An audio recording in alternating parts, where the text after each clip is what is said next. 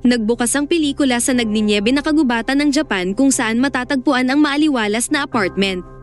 Sa loob, makikita natin ang ilang miyembro ng isang makapangyarihang gang na tinatawag na Anori Clan, subalit tila ba sila ay nababahala sa natanggap nilang banta mula sa organisasyon ng mga assassins na tinatawag na Shadow of Death. Pero hindi ito gaanong siniseryoso ng kanilang leader na si Yoshinori at sa halip humingi siya ng isang babae para sa kanyang kaligayahan. Binalaan siya ni Kenjiro na sa pagkakataong ito, kailangan nilang magdoble ingat dahil hindi biro ang mga assassins ng Shadow of Death. Ilang sandali pa ay dumating na ang babaeng hiniling ni Yoshinori na magpapaligaya sa kanya. Ngunit nang sila na lang dalawa ng babae ang natira sa silid, isang anino ang lumabas sa gilid ng mga baluti at bigla nitong winasiwas ang ulo ni Yoshinori.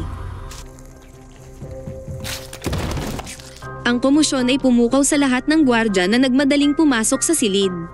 Bumungad sa kanila ang mapait na sinapit ni Yoshinori at tinanong ang babaeng bukod tanging nakasaksi sa pangyayari, kaya tinuro ng babae ang mga nakahilerang baluti sa gilid na sinasabing doon nagtago ang salarin. Dahil dito pinaulanan nila ng bala ang mga baluti ngunit bigong mahanap ang salarin. Makalipas ang ilang sandali ay lumitaw ang Shadow Assassin at isa-isang pinatay lahat ng gwardya na nasa loob sa isang brutal na pagpatay.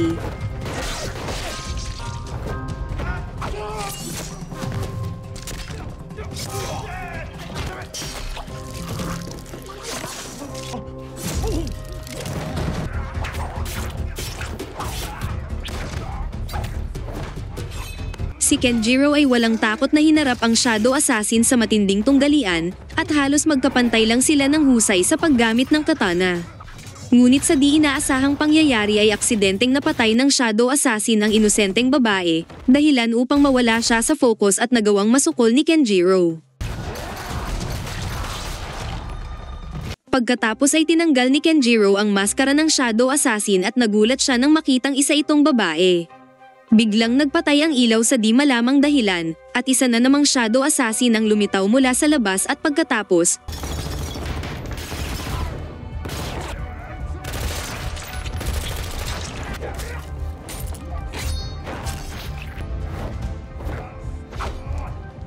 tinanggal ng Shadow Assassin ang itaas niyang maskara at lumantad na isa rin itong babae. Walang kahirap-hirap niyang pinatay ang dalawang gwardya bago sila nagtuos ni Kenjiro. Isang umaatikabong aksyon ang ipinamalas ng dalawa ngunit sa huli ay maliwanag na walang binatbat si Kenjiro sa Shadow Assassin na ito. Gumapang si Kenjiro palabas ng apartment habang sinusundan siya ng babaeng assassin. Ang babaeng assassin na ito ay nagngangalang Umbra at tinanggal niya ang kanyang maskara.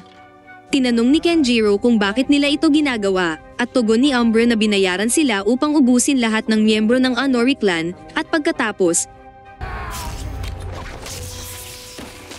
bumalik si Umbra sa apartment para kamustahin ang kasamahang assassin, na lumalabas na hindi pa talaga patay salamat sa makapal na baluti nito. Tinurok sa kanya ni Umbra ang isang likido hanggang sa bumalik ang kanyang kamalayan. Tinawag siya ni Umbra sa pangalang 13 at sinabing tapos na ang kanilang misyon at kailangan na nilang umalis. Habang papaalis na sila, sinaway ni Umbra si 13 sa pagkabigo niyang tapusin ang misyon dahil lang sa isang babae, na kinailangan pa ng tulong niya samantalang hindi naman ganun kahirap ang kanilang misyon. Sa pag-uusap nila ay nalaman natin na si 13 ay estudyante pala ni Umbra, at siya ay nagdaranas ng trauma sa nakaraan na madalas nakakaapekto sa kanilang misyon. Kaya bilang resulta ay pansamantala muna siyang sinuspinde ni Umbra para sumailalim sa psych retraining at binigyan siya ng ilang medisina para sa mabilisan niyang paggaling. Pagdating nila sa Shadow of Death headquarters ay kaagad silang sinalubong ng kanilang handler, kung saan ipinaalam ni Umbra na hindi makakasama si 13 sa panibagong misyon na sinang-ayunan naman ng handler. Nagpatawag ang handler ng isang cargo plane upang ipadala si 13 pabalik sa Jakarta. Bagaman labag ito sa loob ni 13, wala siyang magawa sa desisyon ni Umbra ngunit nangako si Umbra sa kanya na madalas siyang tatawagan at kakamustahin, at kaagad siyang makakabalik sa serbisyo kapag gumaling na siya. Sa panahon ng kanyang pagkakasuspinde, si 13 ay paulit-ulit pa ring binabangungot ng pagkamatay ng kanyang ina. Ginagawa ni 13 ang kanyang daily routine gaya ng pag-inom ng medisina at pag-eehersisyo, ngunit hindi siya makahanap ng kasiyahan sa kanyang boring na routine kaya madalas niyang puntahan ang phone booth upang tawagan ang headquarters at makatanggap ng ulat mula kay Umbra, pero wala rin siyang natanggap na tugon. Dismayadong bumalik si 13 sa kanyang apartment at sa pagbalik niya ay nasalubong niya ang mag-ina.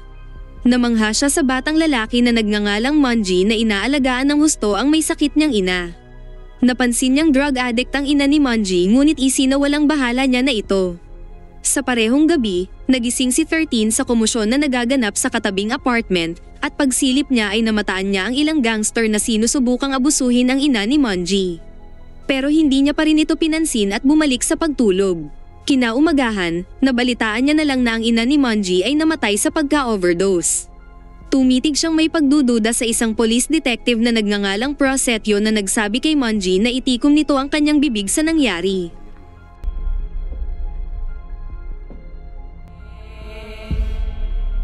Maya-maya nang kakain na si 13, gutom na si Monji at hiningi ang pagkain ni 13.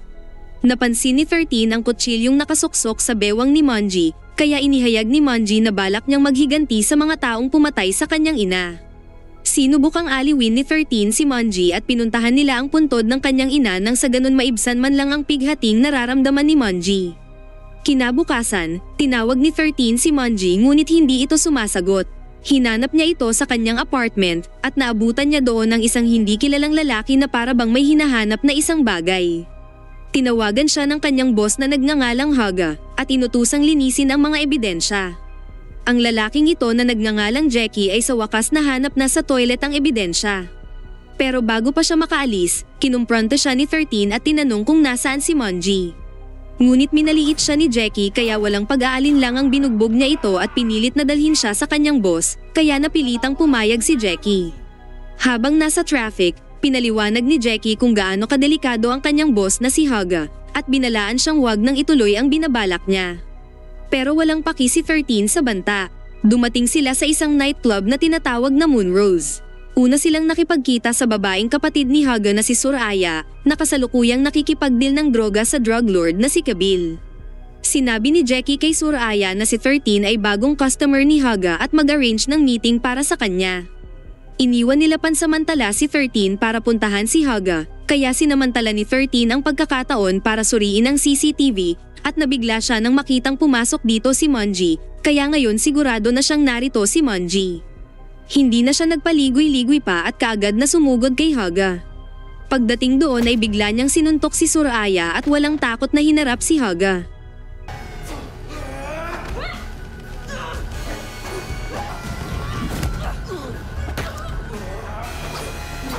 Sa panahon ng kaguluhan, natuklasan ni 13 ang kutsilyo ni Monji kaya ito ang kanyang ginamit laban kay Haga.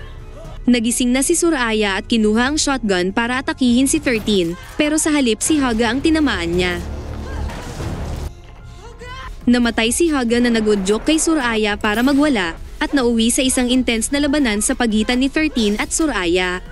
Nagpanik lahat ng tao sa Moonrose at ang kaguluhang ito ay hindi sinasadyang pumukaw sa atensyon ng mga pulis, kaya kinailangan ng tumakas ni 13 sa club. Tumakas siya kasama si Jackie, na galit dahil nadamay siya sa ginawa nitong gulo. Nang makalayo-layo na sila ay ibinaba niya si 13 sa ligtas na lugar at umalis. Lumipat ang eksena sa kurap na police detective na si Prosetio, kasalukuyang pinapahirapan ng kanyang tauhan dahil sa nabigo nitong misyon na inutos sa kanya. Nakatanggap siya ng tawag at biglang nagbago ang ekspresyon ng kanyang mukha nang mabalitaan ang pagkamatay ni Haga. Sinimulan niya ang pag-iimbestiga at nakita niya sa CCTV ang mukha ni 13 at sinabing natatandaan niya ang mukha na ito. Pagkatapos tinawagan niya si Ariel, na isa ring kriminal at kasosyo niya sa mga illegal na aktibidad upang talakayin ang pagkamatay ni Haga at pagbayarin ang may gawa nito. Si Ariel ay anak ni Governor Sumitro at sinusuportahan siya ng kanyang ama sa lahat ng bagay na naisin niya. Dito natin nalaman na si Ariel pala ang dumukot at nagkulong kay Monji. Lumipat ang eksena sa Cambodia kung saan si Umbra ay inatasan sa isang misyon na ubusin ng ilan sa mga nakamaskarang target at kasama niya ang kapwa shadow assassin na si Troika na itinalaga rin sa misyon na hindi alam ni Umbra. Tinukoy ni Troika na ang target nila ay mga dating shadow assassin din na nagtraidor sa organisasyon. Sinubaybayan ni Umbra ang kanyang pangunahing target sa isang kubo.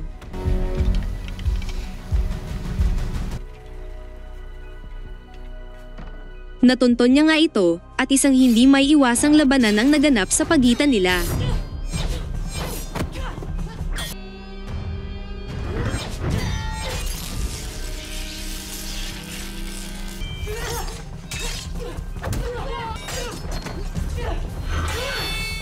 Subalit nagulat si Amber nang matuklasan niya na ang kanyang target ay si Volber, na dati niyang estudyante. Siyempre bilang dating guro, madaling nadaig ni Amber si Volber. Hinimok ni Volber si Amber na umalis na sa organisasyon at sumama sa kanila, iginigiit na hindi makatao ang mga pinapagawa ng organisasyon at hindi ito ang normal na buhay na gusto niya.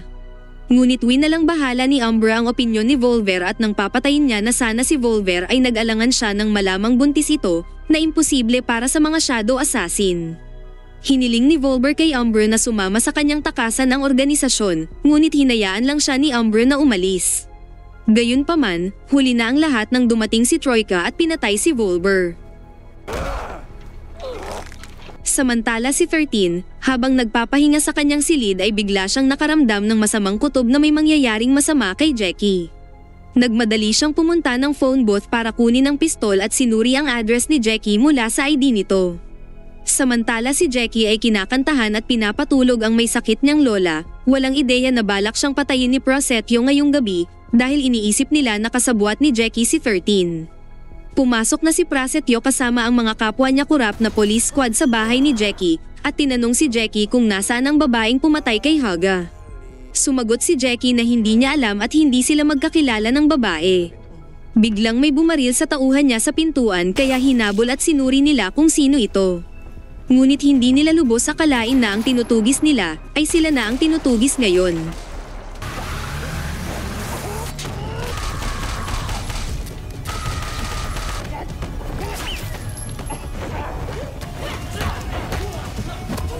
Inubos ni 13 ang mga tauhan ni Prosetio nang hindi man lang pinagpapawisan.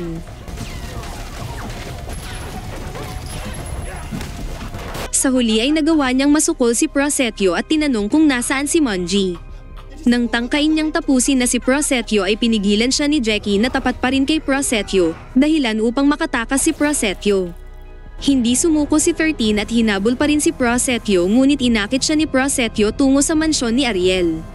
Pagdating sa mansyon ay inisahan siya ni Prosetio kung saan nag-aabang na pala si Ariel at sinagasa siya.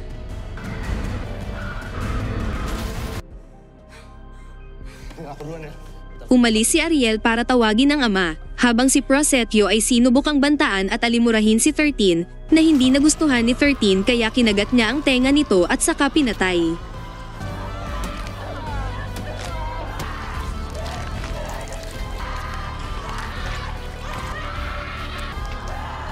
Lalo itong nagpagalit kay Ariel dahil dalawa na sa kanyang kaibigan ang pinatay ni 13. At ngayon, desidido na si Ariel at Soraya na pahirapan at patayin si 13 bilang paghihiganti. Ngunit ang dalawa ay pinigilan ni Sumitro. Sinabi ni Sumitro sa kanyang anak na mapapakinabangan nila ang husay ni 13 sa martial arts. Tila sa pagkakataong ito ay balak ni Sumitro gamitin si 13 sa gaganaping drug deal kay Kabil kinabukasan. Nagtakda siya ng kasunduan kay 13 na kung gusto niyang mabawi si Monji, kailangan niyang sundin ang kanilang utos kung saan kapag natapos ang deal kay Kabil, ay papatayin niya si Kabil pati lahat ng tauhan nito. Pagkatapos umalis na sila, at pinapasok nila si Jackie at Monji sa silid ni 13. Nagpalipas ng gabi si 13 kasama si Monji na humihingi ng paumanhin sa nangyari sa kanya sa kagustuhan nitong ipaghiganti ang kanyang ina. Pagkatapos ng misyon sa Cambodia, pinagsabihan ng handler si Amber dahil sa pag-aalinlangan nitong patayin ang kanyang target na si Volber kung saan nagreklamo si Amber na hindi siya naabiso na ang target pala nila ay mga dating shadow assassin din. Tumugon ang handler sa pamamagitan ng pagpapaalam kay Amber tungkol sa walang humpay na pagpatay ng kanyang alaga na si 13 at inatasan si Amber at Troika na i-neutralize si 13 upang maiwasan ang karagdagang pinsala. Tumungo na sa lokasyon si Ariel at Sumitro kasama si 13 upang simulan ang deal kay Kabil. Kasama ni 13 si Ariel sa isang kotse, habang si Monji at Jackie naman ay nasa kabilang kotse kasama si Sumitro upang maiwasan ang posibleng pagtraidor ni 13 sa kanilang plano. Nang makarating na sila sa tagpuan, inatasan ni Ariel si 13 na patayin si Kabil at lahat nitong tauhan kapag natapos ang deal at bilang kapalit ay pakakawalan nila si Monji. Sa panahon ng deal, dala ni Kabil ang isang bag na puno ng salapi, habang dala naman ni 13 ang isang bag na puno ng droga. Naging matagumpay ang palitan ng droga at pera. At pagkatapos palihim ng inabutan ni Ariel ng pistol si 13 upang simulan na nito ang killing spree laban kay Kabil. Ngunit nang papatayin na sana ni 13 si Kabil, napagtanto ni Jackie na hindi na humihinga si Monji. Sumigaw siya upang ipaalam kay 13 na si Monji ay patay na.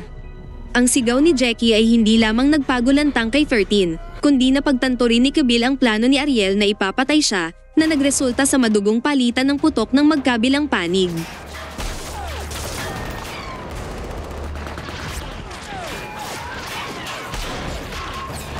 Nang ang mga kampo ni Kabil ay malapit na sa kotse ni Sumitro, palihim na binuksan ni Jackie ang pinto na naglantad kay Sumitro sa mga kalaban at walang awa siyang pinatay. Nang masaksihan ang sinapit ng ama ay nagresulta sa pagwawala at pagkabaliw ni Ariel. At sa matinding agresyon ay walang takot niyang niretrat ang lahat ng tauhan ni Kabil.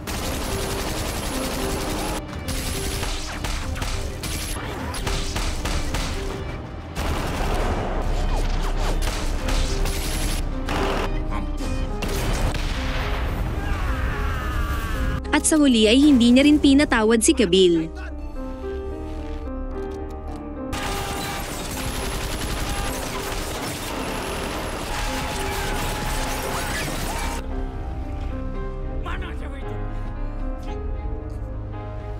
Samantala, si 13 ay nag-aabang lang ng tiyempo, at ang totoong labanan ay magsisimula pa lang sa pagitan ni 13 at Ariel.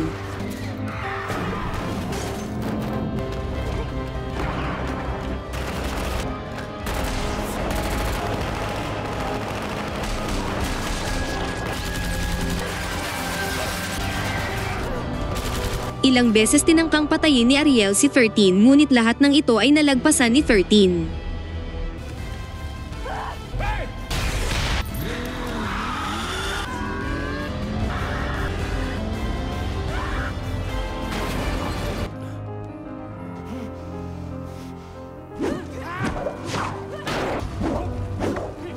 Sa isang iglap ay pinatay niya si Ariel sa pamamagitan ng pagwasiwas sa leeg nito.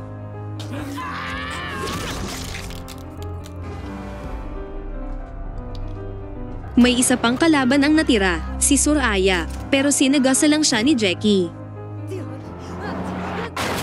Pagkatapos ay nilisan na ni Jackie at 13 ang lugar, pero sa di inaasahan ay biglang may bumangga sa kanila at nawalan sila ng malay. Paggising ni 13, napagtanto niya na ang bumihag sa kanila ay walang iba kundi ang mga kasapi niya sa Shadow of Death, na ngayon ay balak na siyang patayin dahil sa dami ng pinatay nito na nakasira sa reputasyon ng organisasyon. Inatasan ng handler si Umber na tapusin na ang kanyang alaga, ngunit muling nag-alinlangan si Umber, na nagbigay daan kay Jackie upang pigilan si Umber, ngunit sa kasamaang palad ay pinatay si Jackie ng handler. Nagawang makatakas ni 13 at tumakbo sa kalapit na gusali kung saan hinabol siya ni Troika. Natunton siya ni Troika na nagtatago sa isang poste habang pilit na pinuputol ang tali sa kanyang kamay. Bigla siyang sinunggaban ni Troika kaya humantong sila sa matinding duelo.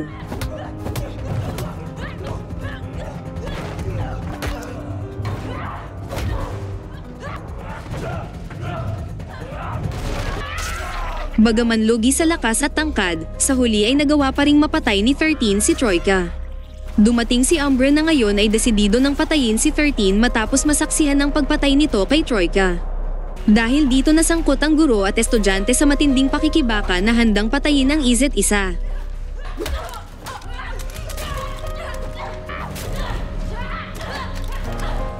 Gumamit sila pareho ng katana at ipinamalas ang kahanga-hanga nilang kasanayan sa pakikipaglaban.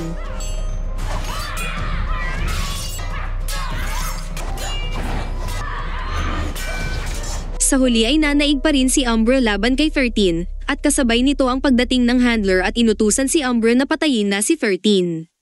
Ngunit sa sandaling ito, naalala ni Umber nung una niyang nakilala si 13, kung saan si Umber pala ang pumatay sa nanay ni 13 alinsunod sa kanilang misyon, at mula noon kinupkop na ni Umber si 13 at tinuring bilang kanyang tunay na anak. Dahil dito hindi sinunod ni Umber ang utos, sa halip inatake niya ang handler pero kaagad siyang binawian nito. Nagudyok ito sa galit ni 13 at pinatay ang handler. Sinubok ang gamutin ni 13 ang naghihingalong si Umber ngunit pinigil siya nito, at inihayag na ni Umber ang tunay na pangalan ni 13 na si Sa huling pagkakataon bago lagutan ng hininga, humingi ng tawad si Umber kay Nomi, at tinawag niya itong anak. Pagbalik sa Jakarta, inilibing ni 13 si Manji katabi ng puntod ng kanyang ina. Ngunit nadiskubre niyang sinusundan siya ng ibang mga shadow assassin. Ang Shadows ay pinamumunuan ni 14 na humalili kay 13 sa organisasyon at ngayon ay nilalayon niyang patayin si 13. Ngunit isang lalaking nakamaskara ang dumating at pinatay ang dalawa sa mga Shadows na kasamahan ni 14 at binantaan si 14 na huwag gagalawin si 13. Inihayag ng maskman ang kanyang sarili bilang si Master Buray, ang iginagalang na master ni Umbra, at hiniling kay 13 na maging kanang kamay niya bilang kahalili ni Umbra. Sumang-ayon si 13 pero hiniling niya na mula ngayon ay tawagin na siya sa pangalang Nomi, ang totoo niyang pangalan.